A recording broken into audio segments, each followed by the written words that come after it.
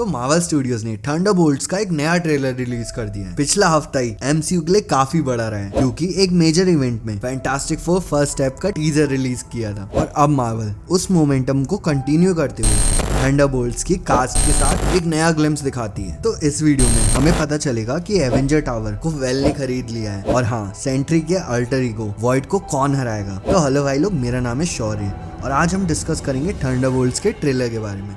तो चलिए शुरू करते हैं।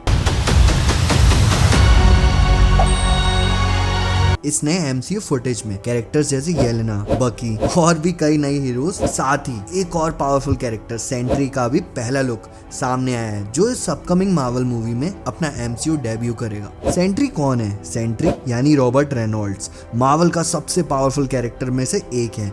उसकी ओरिजिन स्टोरी तब शुरू होती है जब एक ड्रग एडिक्ट होने के बावजूद वो एक experimental super soldier serum, golden Sentry serum ले लेता है। इस सीरम की वजह से उसके अंदर 1 मिलियन एक्सप्लोडिंग सन्स जितनी पावर आ जाती है। इसके बाद वो near God like super hero बन जाता है जिसमें सुपर स्ट्रेंथ, फ्लाइट और एनर्जी मैनिपुलेशन जैसी पावर होती है। लेकिन इस पावर के साथ एक डार्क साइड भी आती है जिसका नाम है द वॉइड, एक मॉन्स्टरस एंटिटी जो असल में उसी का एक डार्क ऑल्टर ईगो होता है। जब भी सेंट्री अपनी पावर यूज करता है द वॉइड और ज्यादा स्ट्रॉन्ग होता है और दुनिया के लिए एक डेंजरस थ्रेट बन जाता है। ये इनर कॉन्फ्लिक्ट सेंट्री को एक हीरो के साथ साथ एक टाइम बॉम्ब भी बना देती है। तो ये थी शॉर्ट में सेंट्री की ओरिजिन। फिर थंडरबोल्ट्स ट्रेलर में स्टोरी के और ज़्यादा डिटेल सामने आते हैं। Valentina Allegra D Fontaine Congress से बात करते हुए ये कह रही है कि एवेंजर्स इस नए थ्रेट को रोकने नहीं आएंगे, जो ये सजेस्ट करता है कि थंडरबोल्ट्स ही वो टीम होगी जो इस बार एक्शन में आएगी, या फिर यहाँ पर सेंट्री की बात हो रही है। फिर हमें दिखता है द वॉइड एमसीयू मूवी में, वो भी एक अननोन डार्कनेस की फॉर्म में जो न्यूयॉर्क में फैल रहा है और एक फ्लोटिंग लाइक कैरेक्टर जो कि वॉइड है जो लोगों को शैडोज में ट्रांसफॉर्म करके उन्हें मार रहा है। तो ऐसा लगता है कि वॉइड ही इस मूवी का मेजर ट्विस्ट होगा। तो नया थंडरबोल्ट्स का ट्रेलर एक बड़ा एमसीयू मिस्ट्री भी सॉल्व करता है।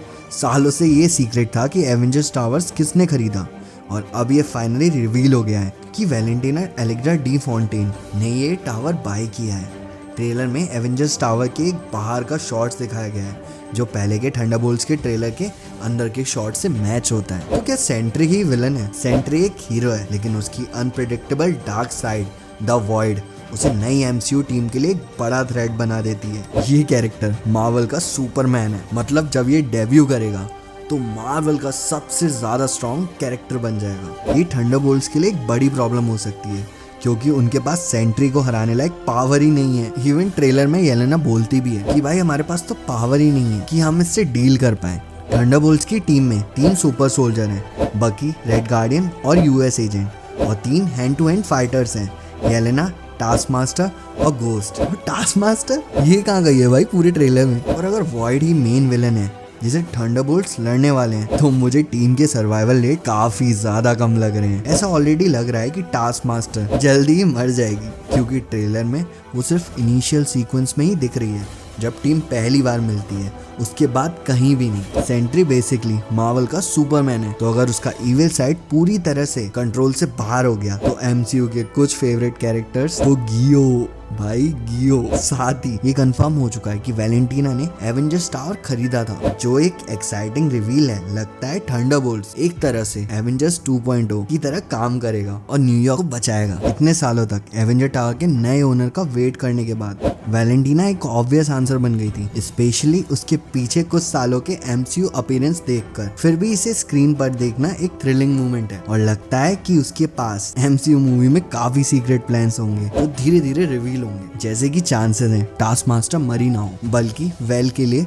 कोई अलग ही मिशन पे गई हो। थंडरबोल्ट्स का एक साथ आना एक ऐसे बड़े थ्रेट से लड़ने के लिए हो रहा है जो एक सिंगल हीरो के कंट्रोल से बाहर है। और अभी जब एमसीयू के पास कोई एवेंजर टीम नहीं है तो ये फिल्म काफी परफेक्ट सेटअप लग रही है। इस वजह से थंडरबोल्ट्स के लिए मेरा एक्साइटमेंट और भी बढ़ गया है। तो रही बात वॉइड को हराएगा कौन, क्योंकि थंडरबोल्ट्स की तो बस की बात है नहीं उसको हराना, तो वॉइड को वो खुद ही हरा सकता है, मतलब सेंट्री, और उसको हराया जाएगा नारुतो का स्पेशल टॉक नो jutsu के द्वारा। मतलब थंडरबोल्ट्स पावर से तो उसे नहीं हरा सकते, सिर्फ बातों से ही हरा सकते हैं। जब सेंट्री खुद अपने इनर सेल्फ से लड़ेगा, अपने ऑल्टर ईगो को काबू करेगा, तभी वॉइड को काबू किया जा सकता है, क्योंकि थंडरबोल्ट्स के तो बस की बात है नहीं है। तो थंडरबोल्ट्स का ट्रेलर मुझे काफी अच्छा लगा और मैं इस मूवी के लिए एक्साइटेड तो हूँ ही। इसका टोन बहुत अच्छा है और इतने टाइम बाद MCU में कोई टीम अप मूवी देखने को मिलेगी, तो मैं बहुत ज़्यादा एक्साइटेड हूँ। आपका क्या ओपिनियन है मुझे कमेंट करके बताओ। मिलते हैं किसी नई वीडियो में, तब तक के लिए टाटा बाय बाय। कि वैलेंटिना एलेक्जेंड्रा डी फॉन्टेन ने ही ये टायर क्या होता है टावर